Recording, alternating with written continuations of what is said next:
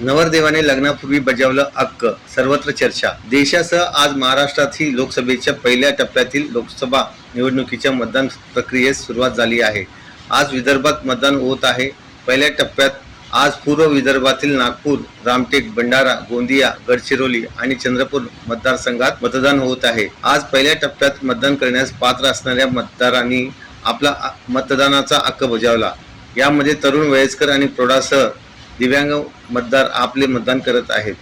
अशातच रामटेकमधील एका तरुण मतदाराची सर्वत्र चर्चा होत असून त्यानं सर्वांचं लक्ष वेधून घेतलं आहे। रामटेकमध्ये एका नवरदेवाने बोहल्या चढण्यापूर्वी त्यांचं मतदानाचा हक्क बजावला आहे। अंगावर शेरवानी, डोक्यावर पगडी, कपाळाला मुंडावळ्या बांधून लग्नाच्या वरातीसाठी घोड्यावर बसण्यापूर्वी नवरदेवाने आपलं कर्तव्य बजावलं। स्वप्नील डांगरे असे या चर्चा होणाऱ्या तरुणाचे नाव असून लग्न मंडपात जाण्यापूर्वी तो मतदान केंद्रावर दाखल झाला आणि मत दिलं। योग्य लोकप्रतिनिधी निवडण्यासाठी आपण मतदान केलं पाहिजे असं यावेळी स्वप्नीलने सांगितले।